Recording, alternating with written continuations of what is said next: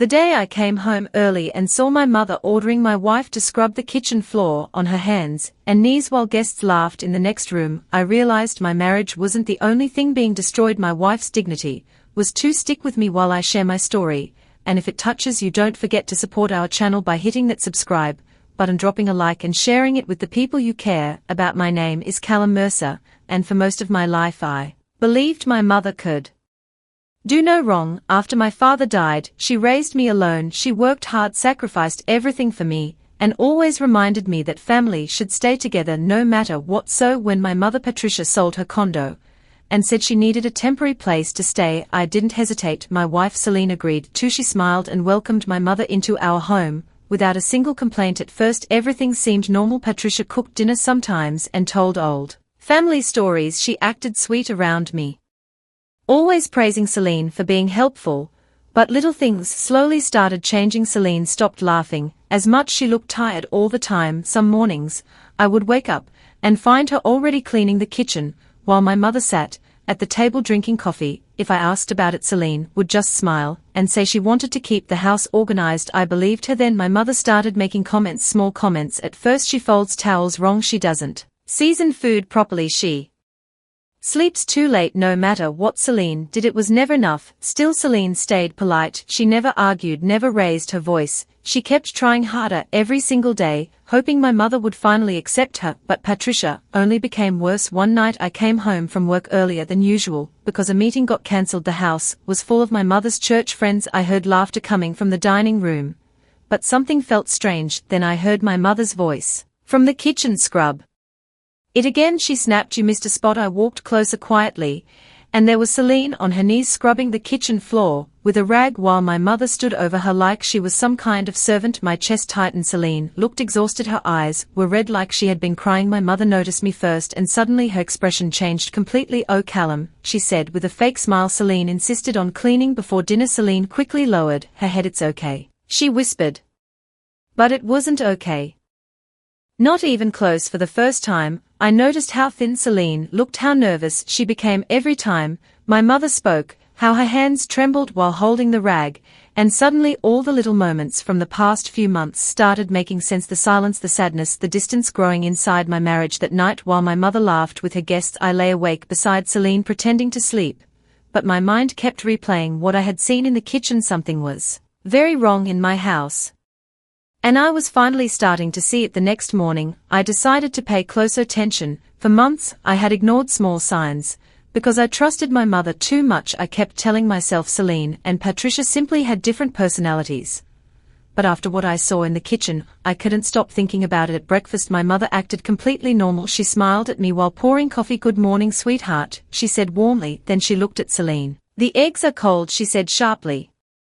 Celine immediately apologized and took the plate back to the stove. Without saying a word, I watched carefully. This time the change in my mother's voice was instant. Sweet to me, cold to Celine. Later that day I pretended to leave for work, but I stayed parked down the street for a few minutes. Something inside me needed answers. About 20 minutes later I quietly came back inside. Through the garage entrance I heard my mother's voice immediately. You call this clean, Patricia snapped. I tried my best, Celine said softly. Your best isn't good enough for this family. I froze. There was no kindness in my mother's voice anymore, no warmth, just cruelty. I peeked into the laundry room and saw Celine standing silently while my mother tossed clothes onto the floor. You need to wash these again, Patricia ordered, and don't use the machine this time. Hand wash them properly. Celine nodded quietly. I couldn't believe what I was seeing. My wife worked part-time from home, cooked every meal, cleaned the house, and still treated my mother with respect, yet Patricia treated her like unpaid help. Then my mother said something that made my stomach twist. A woman like you should be grateful Callum even married you.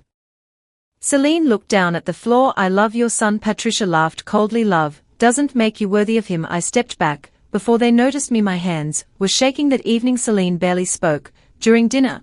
My mother meanwhile acted like the perfect parent again. She asked me about work, smiled politely, and even complimented Celine's cooking in front of me. It felt fake now, like I was finally seeing the real person hiding underneath. Over the next few days I noticed more things. Celine always cleaned my mother's room before breakfast. My mother rang a little bell whenever she wanted tea or water. Celine stopped sitting down during meals because Patricia constantly ordered her back into the kitchen, And every time I entered the room, my mother's attitude changed instantly. One afternoon, I asked Celine quietly, "Has my mom been treating you badly?" Celine forced a smile. "She's just adjusting." But her eyes told a different story. That night I heard voices downstairs again. I walked halfway down the stairs and stopped when I heard my mother speaking. "You'll never be good enough for my son," Patricia whispered harshly. Never forget that. There was silence for a moment, then I heard Celine's trembling voice. "I'm trying." For the first time in my life I felt disappointed in my own mother, not angry, not yet, just deeply disappointed. But deep down I also knew something worse was hiding beneath the surface, and I was finally ready to find out exactly how far my mother had gone. The next few days felt different. I stopped seeing my home as a peaceful place. Every room felt tense, every conversation sounded forced, and the more I watched the more I realized how much pain Celine had been hiding from me. One evening I came home early again and found Celine sitting alone at the dining table. She quickly wiped her eyes when she saw me. "You okay?" I asked. She nodded. "Too fast. Just tired."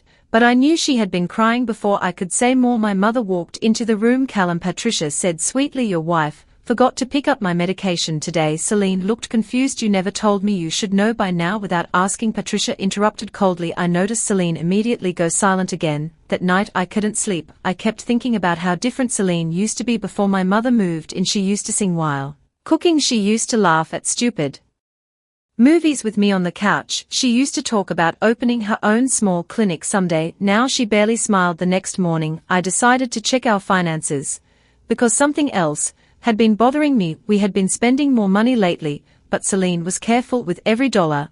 As I looked through our bank statements, something strange caught my attention. Large withdrawals, several of them. At first I thought maybe Celine had bought something important for the house, but then I noticed the dates matched days when I was out of town for work. I called Celine gently into the office. "Did you take money out of the account recently?" I asked carefully. Her face immediately became nervous. "No," she said quietly. Before I could ask more questions, my mother suddenly appeared at the door. "There you are," Patricia said. "Celine forgot to iron my church dress." Celine quickly stood up and left the room. But before she walked away I noticed something painful. Fear, actual fear in her eyes. Later that afternoon, while Patricia was taking a nap, I searched through the filing drawer near the kitchen desk. Hidden underneath old bills I found several money transfer receipts, thousands of dollars sent to someone named Travis Hale. I frowned. Travis was my cousin Patricia's favorite nephew. Why was she secretly sending him money?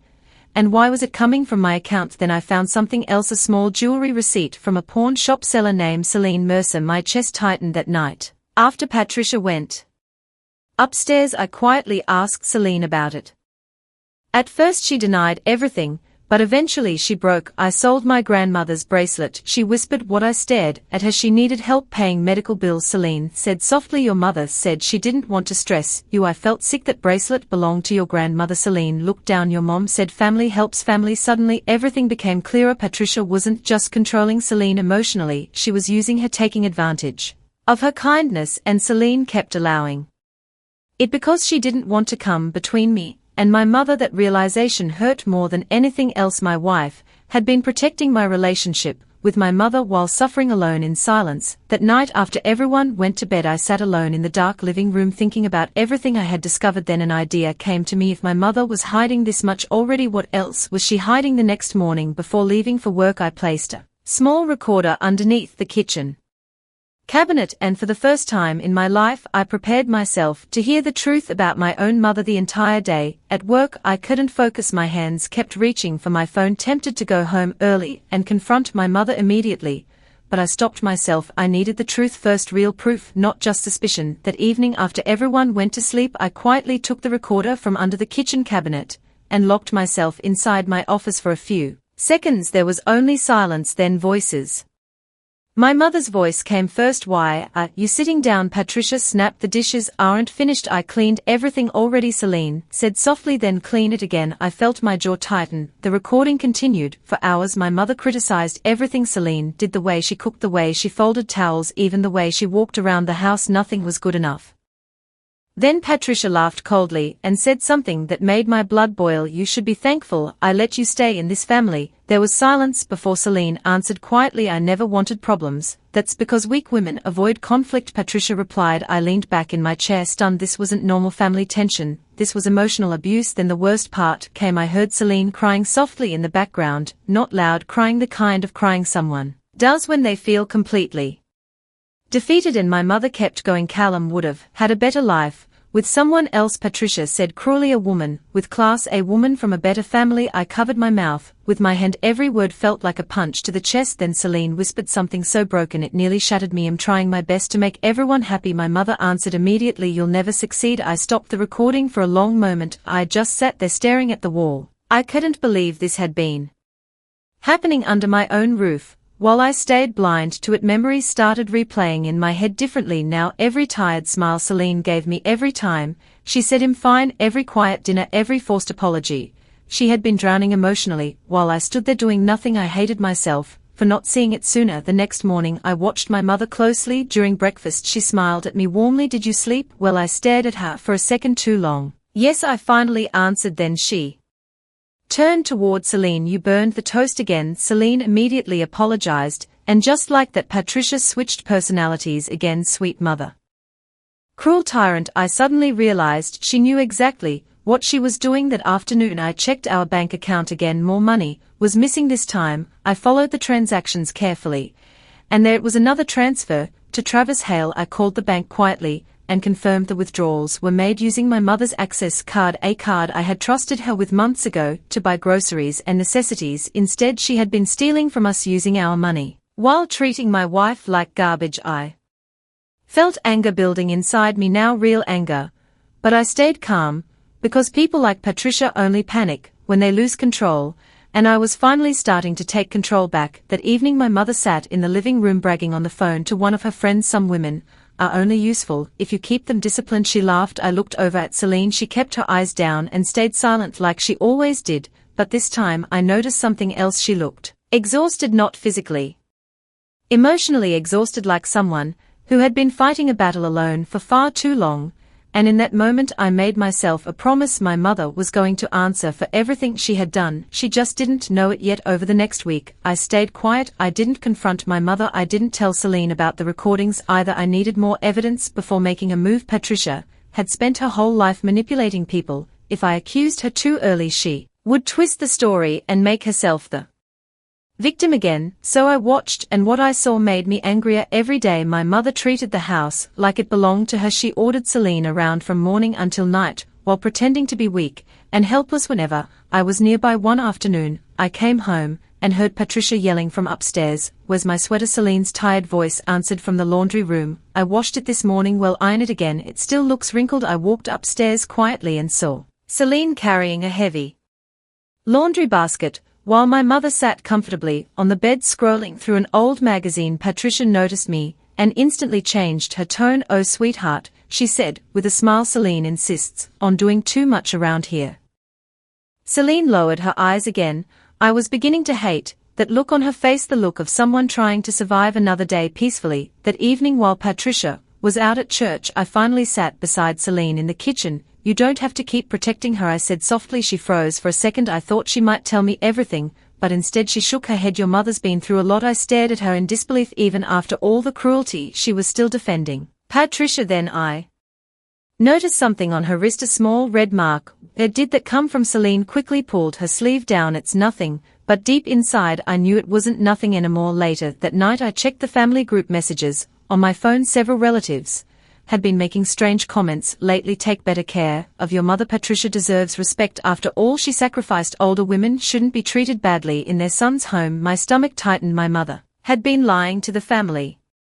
She had painted Celine as some selfish wife who mistreated her elderly mother-in-law. Suddenly I understood why some relatives had become cold toward Celine. During recent gatherings Patricia had been destroying her reputation behind our backs, and Celine had stayed silent through all of it. The next day things finally reached a breaking point. I came home earlier than expected and walked into our bedroom. Celine was sitting on the floor beside the bed with a suitcase open. Clothes were folded neatly inside. For a second I couldn't breathe. She looked up at me with swollen eyes. "I can't do this anymore, Callum," she whispered. My heart dropped. "Celine, I tried," she said, tears falling down her face. "I really tried to make your mother happy, but nothing I do is enough." I stepped closer, but she wiped her tears quickly. "The worst part, I isn't even her anymore," she said quietly.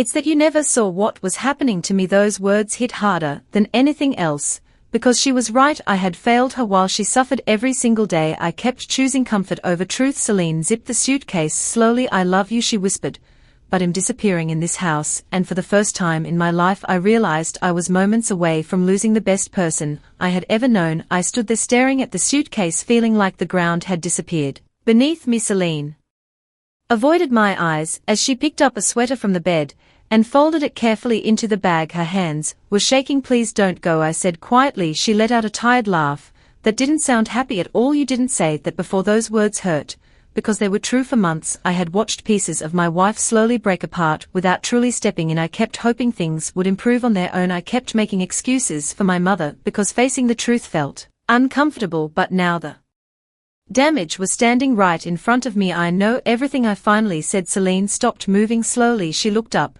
at me. "What do you mean?" "I heard the recordings," I admitted. "I saw the bank transfers." To her face lost all color. For a moment she looked terrified instead of relieved. "You recorded her?" I nodded slowly. Silence filled the room. Then suddenly Celine sat down on the edge of the bed and buried her face in her hands. Her shoulders shook as months of pain finally poured out of her. "I didn't want you to hate your mother," she cried. I sat beside her carefully. "She made me feel worthless every day," Celine whispered through tears. "No matter what I did, she found a reason to humiliate me." I wrapped my arms around her, and for the first time in months, she didn't pull away. She told me I'd choose her over me if I ever complained, Celine said quietly. After a while I started believing her. My chest tightened painfully, because I had almost proven Patricia right. "I'm sorry," I whispered. "I should have protected you." Celine cried harder. After hearing that, not loud, just years of exhaustion finally breaking free. We stayed like that for a long time. Then she finally told me everything: how Patricia would wake her up early just to clean rooms that were already clean, how she criticized her cooking every single day, how she insulted Celine's parents and called her cheap, how she told relatives lies to turn the family against her, and worst of all, how Patricia smiled sweetly around me afterward like nothing happened. Every word made my anger grow stronger.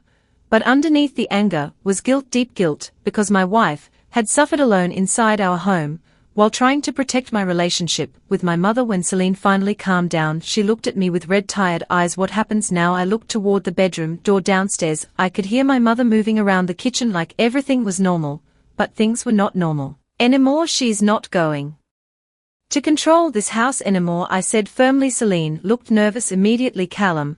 "I don't want more fighting. There's already been fighting," I answered quietly. "You've just been fighting it alone." She stared at me silently. Then I told her my plan. I wanted the whole family to know the truth. No more lies, no more pretending. Patricia had spent months destroying Celine privately while acting innocent publicly. That was going to end. At first Celine hesitated. "Shall never forgive us," she whispered. I looked at her sadly. "She stopped acting like family a long time ago." Before Celine could respond, we heard my mother's voice from downstairs. "Sunday dinner is this weekend," Patricia called loudly. "The whole family's coming." I looked at Celine slowly, and in that moment I realized my mother had unknowingly given me the perfect opportunity.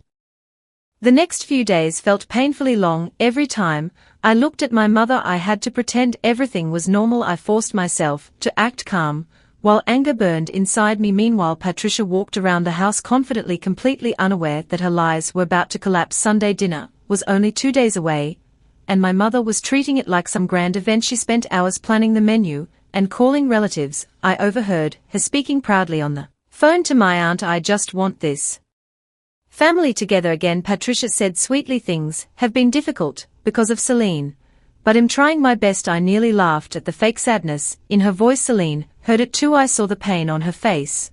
But this time, she didn't cry, she just looked emotionally drained. That night I sat beside her on the couch while my mother slept upstairs. "You don't have to be afraid anymore," I told her. Celine looked down at her hands. "I'm not afraid for myself." I frowned. "Then for what?" She hesitated before answering. "I'm afraid of what this will do to you." That was who Celine was. Even after everything, she still worried about me. I reached for her hand gently. "She made her choices, not us." The next morning, I began organizing everything carefully: the recordings, the bank statements, the transfer receipts, every cruel word, every lie. I saved copies on my laptop and phone just in case my mother tried to destroy the evidence. Meanwhile Patricia became even more unbearable. As dinner approached, she criticized Every little thing, Celine. Did the silverware, isn't polished properly? You folded the napkins wrong. Don't embarrass me in front of the family. At one point Celine accidentally dropped a glass. While cleaning the kitchen, the sound shattered through the house. Patricia stormed into the room immediately. For once in your life, can you do something right? She snapped. Celine quickly bent down to clean the broken pieces. And then my mother said something that almost made me lose control. My son's life was peaceful before you came along. I stepped into the kitchen doorway before Celine could answer. Patricia immediately changed her expression. Oh Callum, she said sweetly, it was just an accident. I stared at her silently for a long moment, then I walked over and gently took the broken glass from Celine's trembling hands. Go rest, I told her softly. Patricia looked shocked. Celine hesitated, but finally nodded, and left the room quietly. The second she disappeared upstairs, my mother's smile faded. You're becoming distant from me, she said carefully. I looked directly into her eyes. Maybe I'm finally seeing things clearly for the first time. I noticed uncertainty cross Patricia's face, but it disappeared quickly. By Sunday afternoon the house was full of relatives, aunts, uncles, cousins, everyone laughing, eating, pretending to be one happy family. Celine stayed quiet beside me while Patricia played the role of loving mother perfectly. She hugged relatives, smiled warmly, and acted like the sweetest woman in the world. But I knew the truth now, and soon everyone else would too. As dinner continued, I noticed Patricia growing more confident. She truly believed she had won. She believed Celine would stay silent forever. Then finally Patricia stood up slowly and tapped her glass with a spoon. The room became quiet, and I instantly knew what was coming next. My mother smiled sadly and looked around the table. There's something I think this family needs to discuss tonight, she announced beside me. I felt Celine tense up, but this time I reached for her hand first because Patricia had no idea her perfect little performance was about to fall apart in front of everyone she cared about. The entire table went silent as my mother stood there holding her glass. She sighed dramatically and looked around at the family like she was carrying some heavy burden. I've tried very hard to keep peace in this house, Patricia said softly, but sometimes sacrifices go unnoticed. A few relatives nodded sympathetically. I felt Celine's hand tense in mine. Then Patricia looked directly at her. I welcomed Celine into this family with love, she continued, but lately I've felt unwanted in my own son's home. I could already see some relatives preparing to take her side. My Aunt Denise shook her head sadly. That's terrible. Patricia lowered her eyes like some wounded victim. I never wanted Callum caught in the middle, she said. A mother should never compete with a wife for respect. Celine looked down quietly. I knew that look. She was preparing herself to stay silent again, but not this time. Before Patricia could continue, I slowly stood up from my chair. Actually, I said calmly, I think everyone deserves to hear the full story tonight. The room became still. My mother looked confused for half a second before forcing another fake smile. Of course, sweetheart. I pulled my phone from my pocket, then I pressed play. At first only static filled the room, then Patricia's voice echoed through the dining room speakers. You'll never be good enough for my son. The entire table froze. Patricia's face lost color instantly. The recording continued. Scrub it again. You're useless. A better woman would have given Callum a real future. Every cruel word filled the room like poison, finally escaping into the open. Nobody moved, nobody spoke, they just listened. I looked over at Celine and saw tears forming in her eyes again. But this time, they weren't tears of helplessness. They were tears of relief. The recording ended. Silence, heavy silence. My cousin Marcus slowly looked toward Patricia in disbelief. Aunt Patricia, what is this? My mother quickly stood up straight. As she recorded private conversations out of context, she snapped. I recorded them, I said coldly. Patricia turned toward me stunned. Then I placed printed bank statements on the table, and while living in our house, I continued, she secretly stole money from our account and sent it to Travis. Several relatives grabbed the papers immediately. Shock spread across their faces. You told us Celine wasted your money, Aunt Denise whispered. Patricia's breathing became uneven. She manipulated him, Patricia suddenly shouted, pointing at Celine. She turned my own son against me. Celine flinched beside me. That was enough. For months, I said firmly. My wife cleaned this entire house, cooked every meal, paid your medical bills, and stayed silent while you humiliated her every single day. Nobody defended Patricia anymore, not one person. The sweet image she built for years was collapsing right in front of her. Then Celine finally spoke. Her voice shook at first, but she kept going. I never wanted anyone to hate her, she said quietly. I just wanted peace. The pain in her voice hit the room harder than shouting ever could. I kept thinking if I tried harder maybe she'd finally accept me, Celine continued, but nothing was ever enough. Patricia looked around desperately, searching for support, But all she found were disappointed faces. Then my Uncle Raymond slowly pushed his chair back. "You lied to all of us," he said quietly. "For the first time in my life I saw fear in my mother's eyes, real fear, not because she felt guilty, because she realized she had lost control." Then Patricia looked directly at me with anger burning across her face. "So this is what it comes to," she hissed. "You choose your wife over your own mother." I stared back at her calmly, and after months of silence, guilt, and regret, I finally answered without hesitation, "Yes." The room stayed silent. After I said it, yes, my mother stared at me like she didn't recognize me anymore. For years Patricia had controlled every situation, with guilt, manipulation, and emotional pressure. She truly believed that no matter what she did, I would always take her side in the end. But this time was different. This time everyone had heard the truth. "This is unbelievable," Patricia whispered shakily. "After everything I sacrificed for you." I looked at her calmly. "Love doesn't give you the right to destroy someone else." Her face hardened immediately. "That is," she snapped bitterly, "she poisoned you against your own family." Celine lowered her eyes again, but I gently held her hand tighter. "No," I said firmly, "you did that yourself." Several relatives quietly avoided looking at Patricia. Now the sympathy she enjoyed only minutes earlier had completely disappeared. Then my cousin Marcus spoke carefully. "Aunt Patricia, did you really take money from Callum and Celine?" My mother crossed her arms defensively. "I needed help. You stole from us," I corrected. Patricia laughed coldly. "Please, everything your wife has belongs to this family anyway." That sentence shocked everyone again. Even my Aunt Denise looked disgusted. I took a slow breath before speaking the words I should have said months ago. "You need to leave." Patricia blinked. "What? This house belongs to me and Celine," I said calmly. "Not you." Her face turned pale. "You can't be serious." "I am." For the first time all night my mother looked nervous instead of angry. "Callum," she said softly, trying a different approach. "I'm your mother and Celine is my wife," I answered. "The person I promised to protect." Patricia's eyes filled with rage. "So you're throwing me away for her?" I shook my head slowly. "No, you threw yourself away the moment you treated my wife like she was worthless." The room felt painfully heavy. Nobody defended Patricia anymore, not even the relatives she manipulated for months. Then Patricia suddenly looked around the room desperately. "Fine," she snapped. "If he wants to abandon his own mother, one of you can take me in." Silence. Nobody answered. My Uncle Raymond looked away awkwardly. Aunt Denise sighed, but stayed quiet. Even Cousin Travis, the one receiving her money, suddenly became very interested in his plate. Patricia slowly realized what was happening. The same people she lied to and used wanted distance from her now. "You're all unbelievable," she whispered angrily, but nobody moved. Nobody comforted her, because for the first time they were seeing the real Patricia, without the fake smiles, without the victim act, just bitterness and control. My mother looked back at me one final time. "You'll regret this," she hissed. I stayed calm. "No," I said quietly, "my only regret